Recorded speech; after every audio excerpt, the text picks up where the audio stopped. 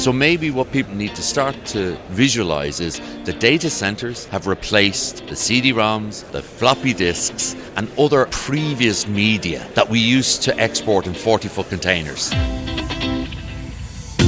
Hello and welcome to Perspectives with Nilo, a regular podcast bringing you news and views from around the world. I'm your host, Neil O'Sullivan. If this is your first time tuning in, you might also like to explore our almost 50 past episodes on topics ranging from technology to sport and politics. You can find them at pwnilo.com or wherever you get your podcasts. And don't forget to leave a like or subscribe. We'd really appreciate it.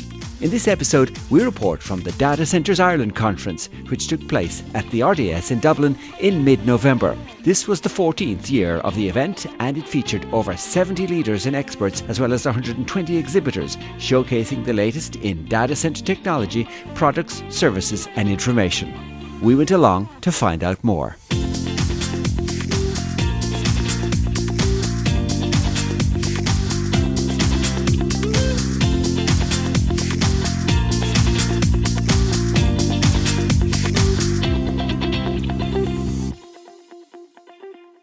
Data centres contribute significantly to Ireland's GDP. The Irish data centre market amounted to over €3 billion of investment in 2023, with key opportunities to capitalise on future growth being driven by the AI revolution. However, it's a competitive industry, and while Ireland may have once been the EU pioneer of data centres, planning hurdles and electricity supply problems are forcing global technology companies to reconsider Ireland's role as a data centre hub. The Datacenters Ireland Conference is a seminal meeting point for the industry each year, and this year's topics included challenges facing the future of the data centre industry in Ireland, tackling the power demands of AI, infrastructure technology trends, and the impact of new EU sustainability regulations. Coming up, we'll talk with leaders and experts in energy storage, design engineering and sustainability. But first, while the subject of data centres in Ireland has not been without some controversy in recent years, many working in the industry feel it is misunderstood and has gotten an unfair rap. Host in Ireland is a global initiative created to promote the capabilities of Ireland as a centre of data excellence. I spoke with founder Gary Connolly.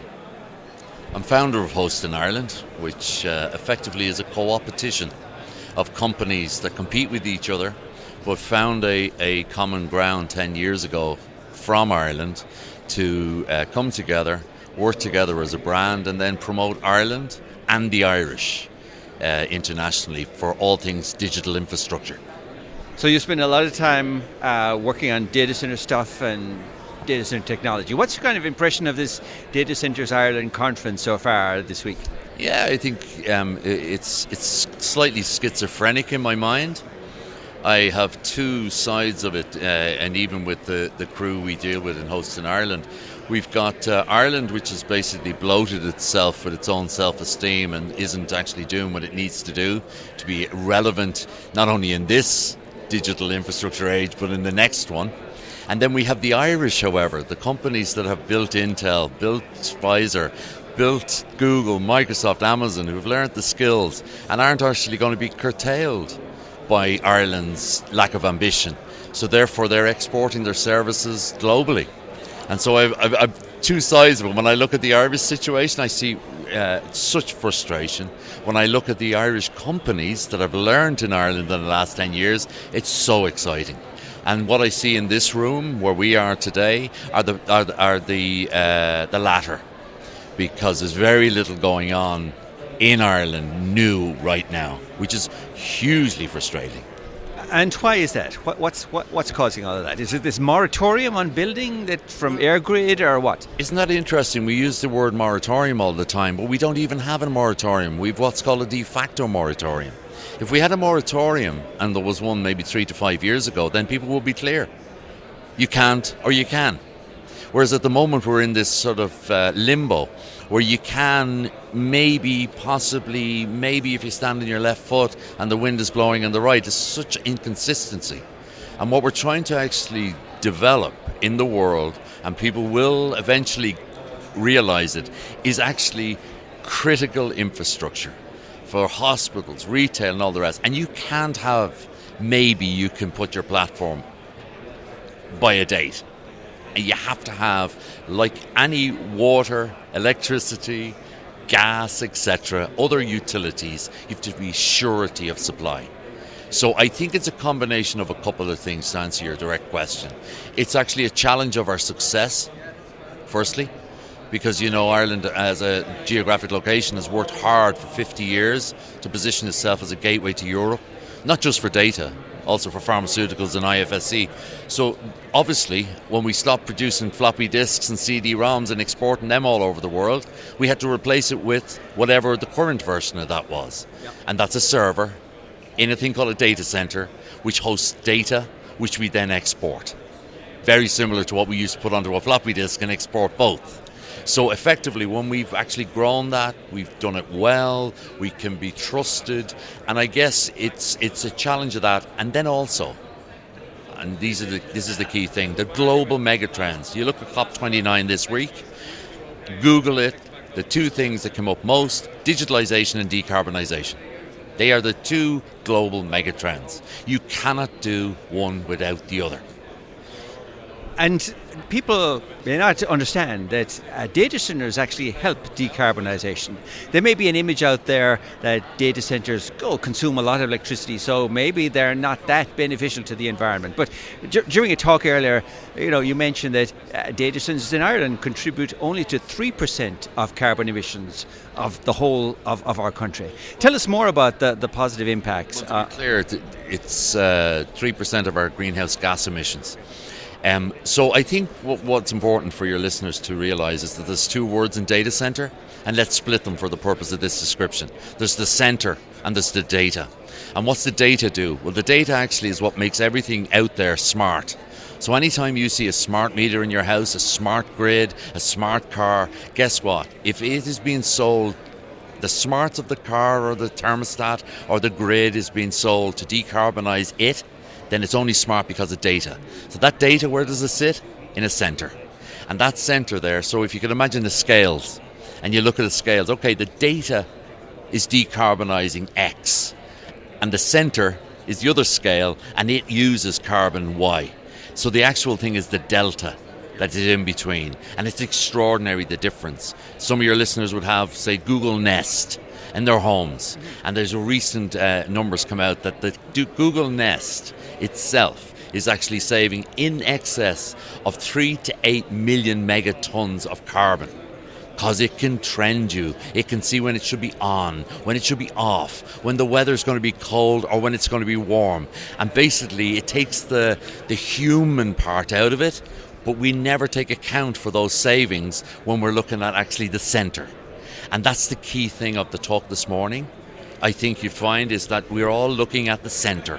The centre, when actually nobody actually is saying, well, what is in these centres? Data? And what's that data doing? Well, actually, it's out in the community doing all these health services, retail services, smart grid, smart car, whatever else you're using. And that's the bit that's the hardest to get across, because age demographics come into it. Anything that's there when you're born isn't technology. Anything, right? It's when you go through the transition you get the full appreciation. Okay, and we had it there and we all laughed about a modem, and if you can't make the noise of a modem, you haven't lived, right? But a very valid point is that younger people who were born where data centers are already there, it's a right. It's almost like this is part of how we do business, or how we live life. We expect it to be there, right? Absolutely. And if you talk to your mother or my mother, she was still amazed the day she died about the fact that she could get moving pictures into her house. Yeah. How could you get a live thing into my house? It was a thing of wonderment. Yeah. My father, his thing of wonderment that he never trusted was an ATM machine, because he wanted to actually see the eyes of the person who was giving him the money. So these impulses of human nature are actually the same as previous generations. You know, when we had industrialization of transport or electricity, or maybe in our generation when we started putting up GSM masks. Do you remember the resistance? Do you remember all they'll fry your brain, they'll do this, that and the other? So this is just the same human emotions that comes across when we don't understand what and why. But the critics may say, do we actually really need to have the data centres in Ireland? Couldn't they be somewhere else? Because it seems, and this is another statistic we see bandied around quite a bit, 2023 data centres consumed over 20% of our national electricity consumption. Quite high, the highest in Europe. The European average is around 4%, I understand. So why do we need them in Ireland? Why couldn't they be somewhere else? Because whether you want to agree or disagree, Ireland has brought itself out of the lower tier of countries in the world to one of the higher tiers. Why? Because of foreign direct investment. Well, what is foreign direct investment? Well, it's pharmaceuticals, it's ICT and related services, it's finance, and it's all the other services that we're using in Ireland, from Ireland, to be a beachhead into Europe. So whilst we have a huge delta difference, we've 5 million people here, we're servicing 500 million people.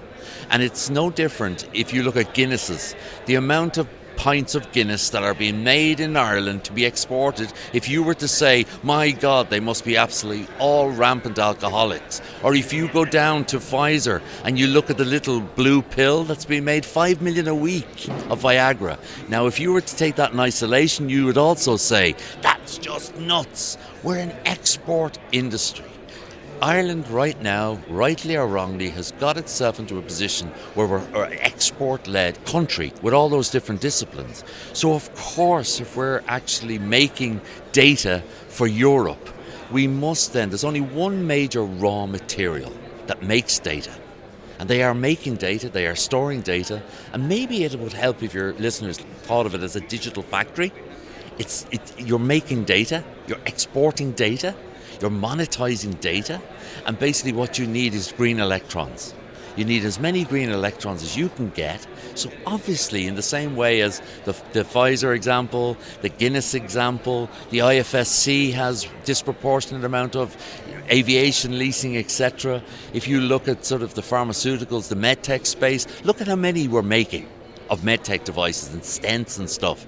It's the same issue. You're always going to have this disparity between why are we so out of kilter? Why? Because we're exporting to other places. So I think most people should get that Guinness analogy. We don't drink it all, we export an awful lot of it. Makes sense as well with data then. It's effectively that we are a rock on the outside last place in Europe. That if we were to have our own economy, it would be 5 million people, which is good and bad in its own way. We have decided to this point that the thing to do to drag ourselves up, to stop exporting. When we joined the EU, you might remember from history books in 1972, the two major exports for Ireland were live cattle and people. Live cattle and people. They were the two exports. Two boats, one went from Dunleary, one went from the docks, and they were the two things. Now, data or ICT and related services, and this is important also for your listeners, is part of our largest export of services, 220 billion. 220 billion. And it's hard, and I think this is one of the challenges we have, is that it's hard to connect the 3, 4, 5, 6,000 jobs that Microsoft have in Ireland with the centres that people are all objecting to.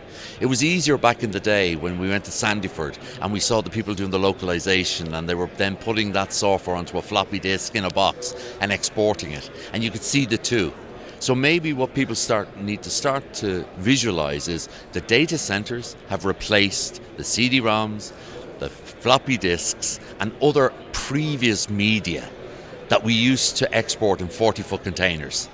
And in terms of alleviating that frustration that the data centre community have in Ireland, what's needed? What are the kind of key things or key steps, and by who, to kind of get us back on a more positive footing, do you think? I think that there's two sides to every equation. There's the supply into the grid of green electrons, and there's the consumption out.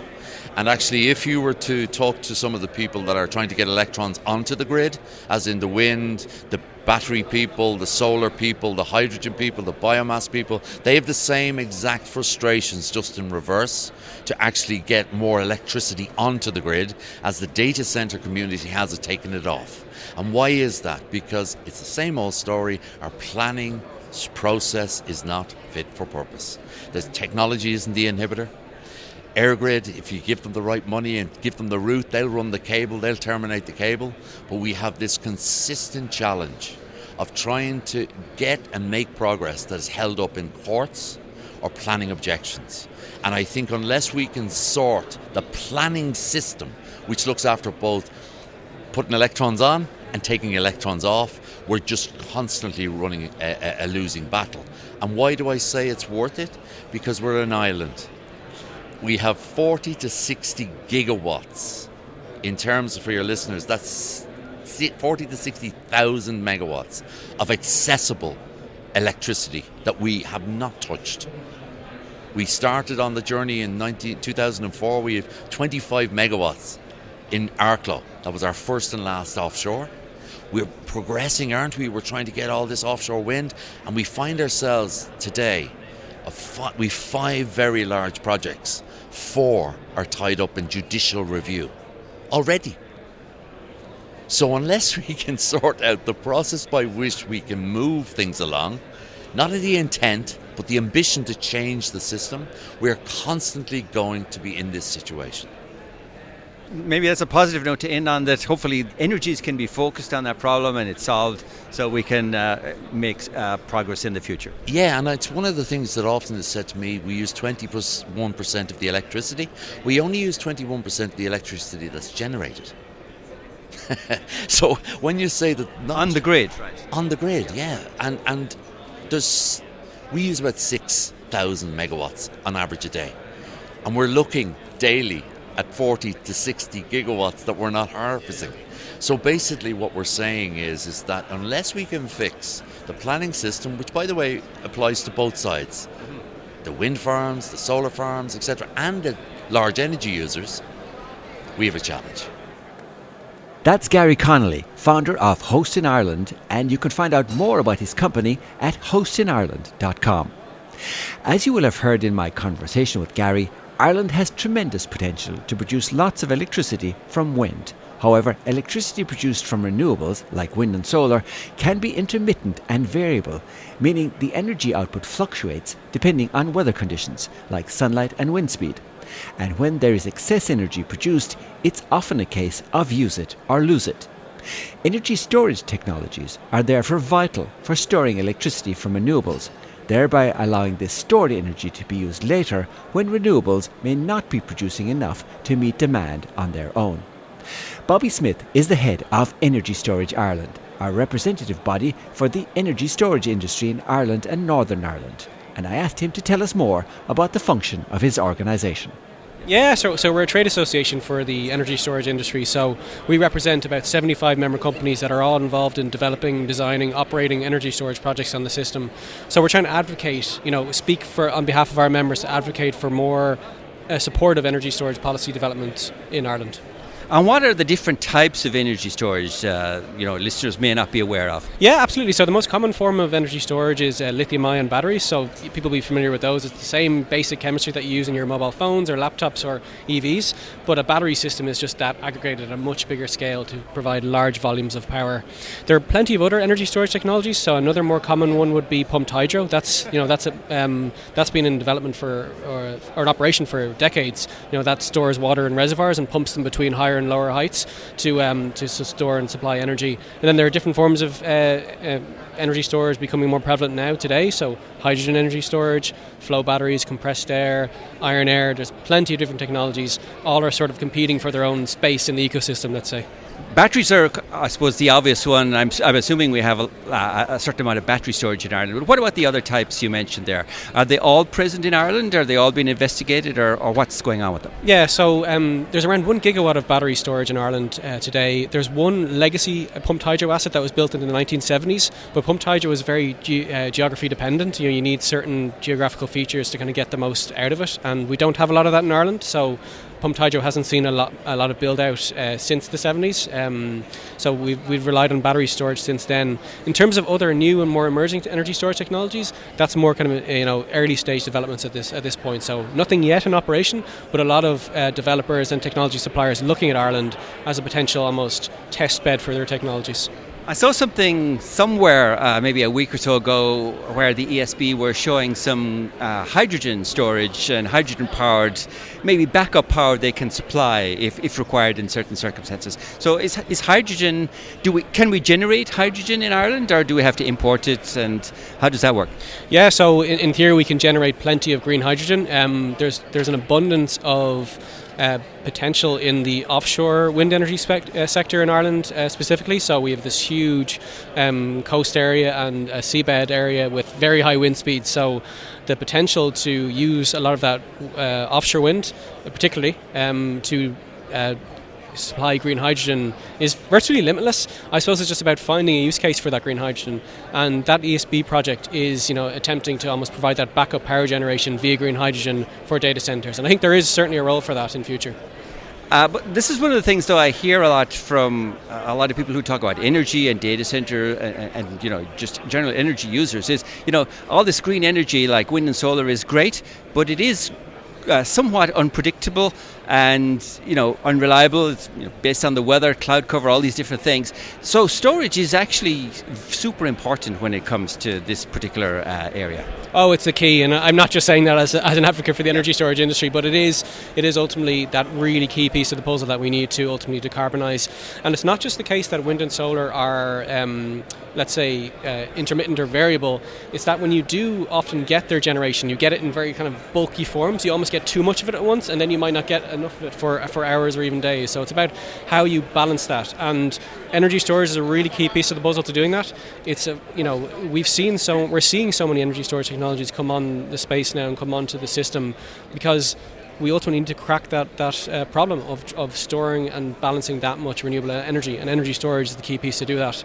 There are other solutions, demand flexibility, for instance, the ability to shift demand, whether it's EVs, data centers, etc., to sort of periods where there is high renewable output. That's part of it as well. Interconnection helps as well, so our ability to interconnect via undersea cables with other countries, and then we can almost share their renewable power. It might not be windy in Spain, so we can export there, and then vice versa, it's sunny there, we can import. Well, has much work been done on kind of figuring out and calculating, what is the right, proportion of storage for a given quantity of solar or wind? I mean, I know it can depend on a lot of things, but I'm sure there must be some formulations that kind of can look at what the trade-offs are. Yeah, you can look at that. So you can do.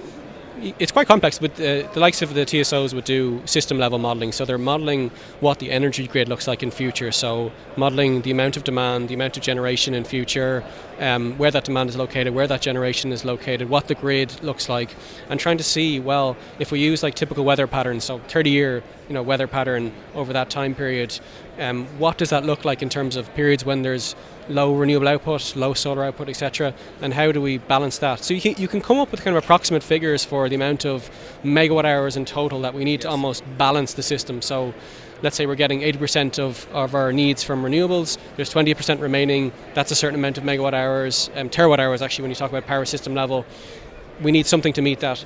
The problem is when you start trying to define, well, we want X number of batteries to meet that, or X number of green hydrogen to meet that, because storage technologies are so different in terms of their capabilities and characteristics that it becomes very hard to do that sensibly and economically.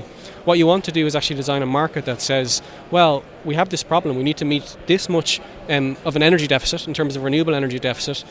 Can they let the market bring forward the best technologies to address that? And whether that's batteries, whether it's green hydrogen, we won't pick the winners in advance. We'll let the market come forward with the most valuable solutions.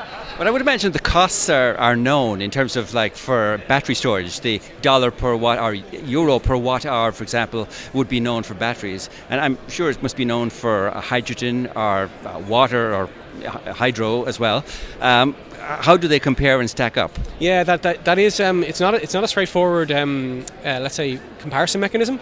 We have auctions, for instance, that procure wind and solar, and a megawatt of wind is the same as another megawatt of wind, just from a different turbine supplier. But a megawatt of a lithium-ion battery and a megawatt of a hydrogen storage or compressed air energy storage are very different in terms of their capabilities and characteristics.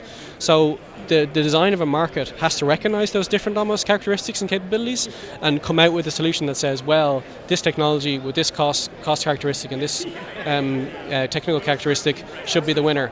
There aren't many countries that are doing that. I think Ireland might be one of the first, and we're working hard on a model that can actually do that. You mentioned in the talk earlier that one of the big challenges was the route to market wasn't clear. Yeah. So is the policy a big part of that? It is a big part of it, yeah. So we've never had an energy storage strategy in Ireland until very recently.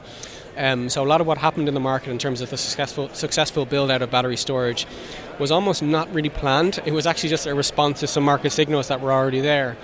But that only gets you so far, because a lot of the market signals are very short-term in nature. So our energy market is day ahead. So you only know the price, about a few hours in advance or even in real time.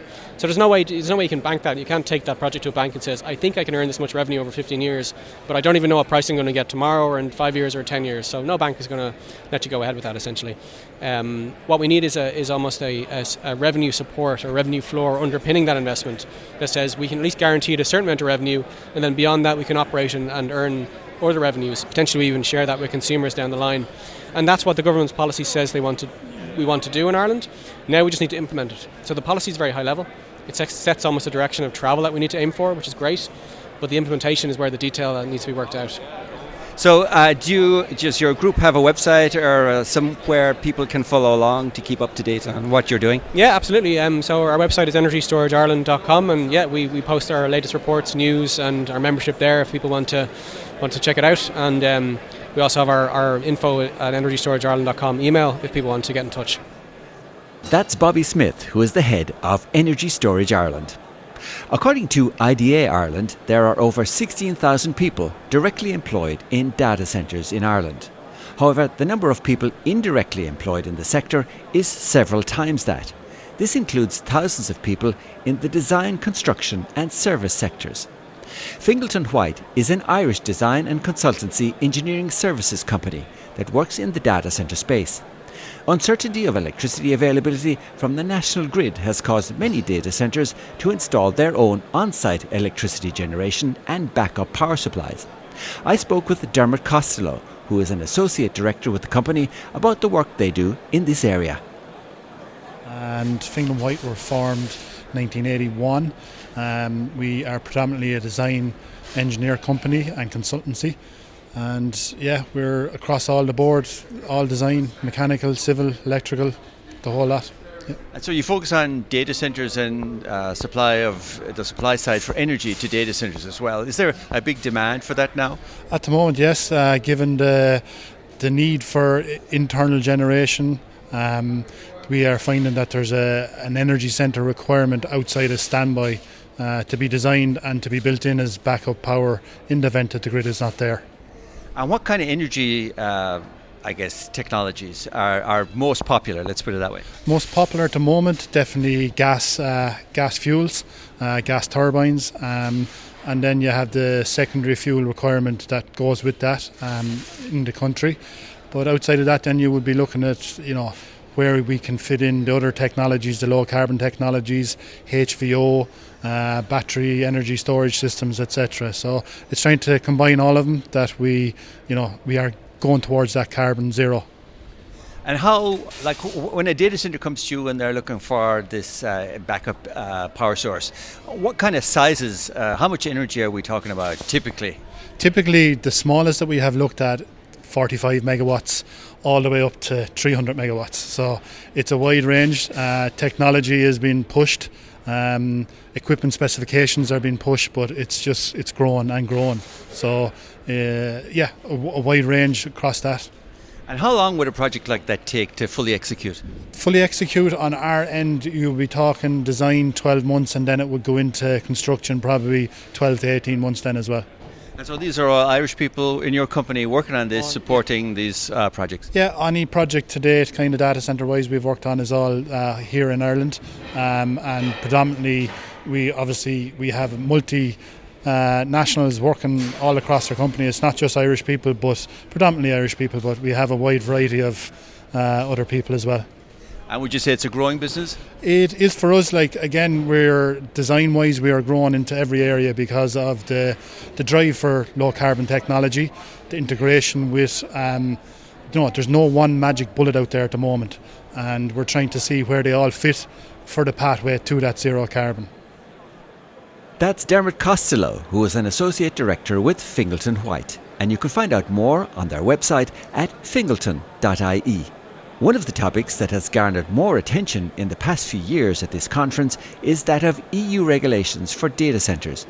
Mark Maloney is Sustainability Director with CyrusOne, a global data centre developer and operator. I asked him to tell us more about the new EU regulations.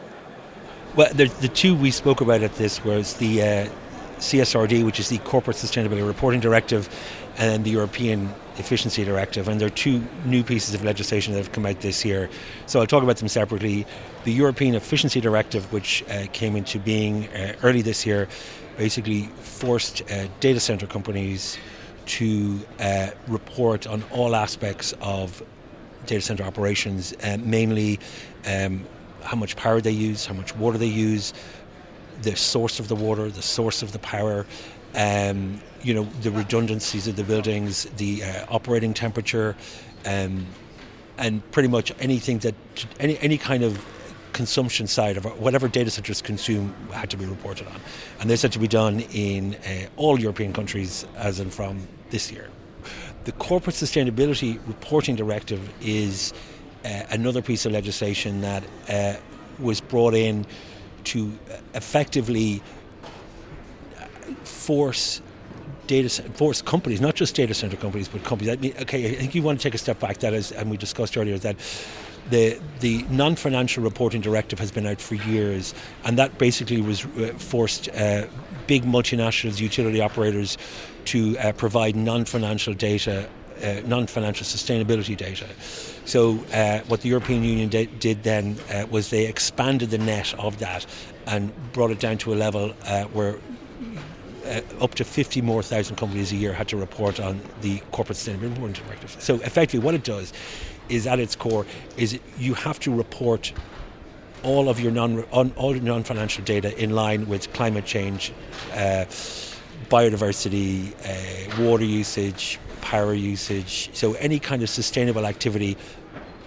Also, it brought in social, so anything to do with your social, so like, supply chain, workers in your own workforce, and then it did governance, which is standard company governance, which is, how anti-bribery and all that kind of thing. So, but what they did is they forced you to do it in a very structured manner, and as we alluded to in the at the talk, that if you were to report on every single item, you'd have over 1,000 data points to report on. And these data points, when we talk about a data point, they go from, how much power you're using to actually a policy document that has to be implemented.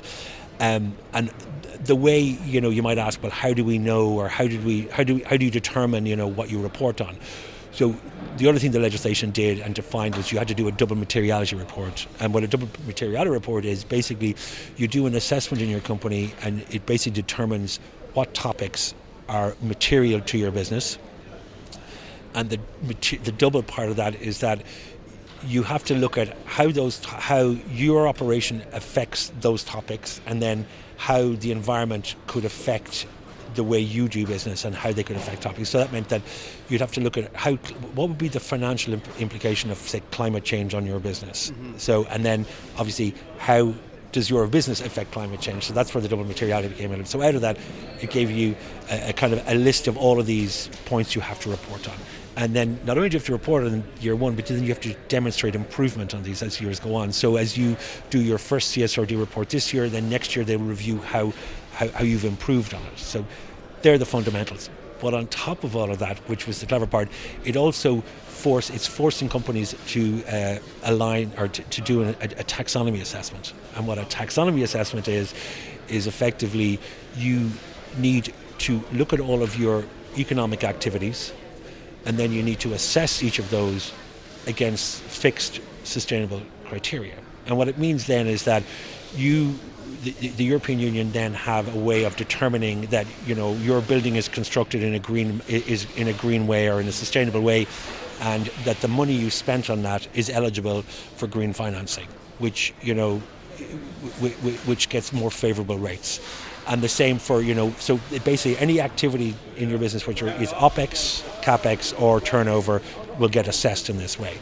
And I mean, the view is that what's going to happen is that the European Union or the bank, is going to say to banks that you're going to have a certain percentage of green loans on your books, and therefore, it's going to force, it's going to force companies to adhere to the taxonomy and to improve, the way they build and the way they operate in more sustainable, to be able to avail of this. So that's and to make people move to a more sustainable method or business, basically. Yeah, exactly. I mean, the whole fundamentals of it is to make you a sustainable company.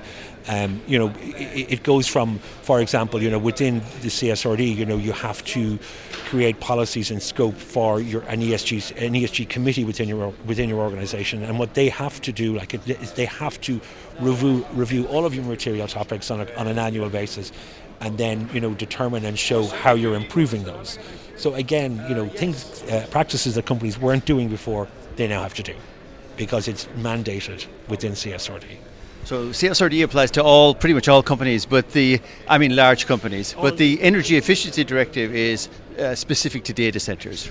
The Energy Efficiency Directive for data centres is specific to data centres, and it's geared towards that. But I mean, it all forms part of a greater, a part of the Green Deal and Europe's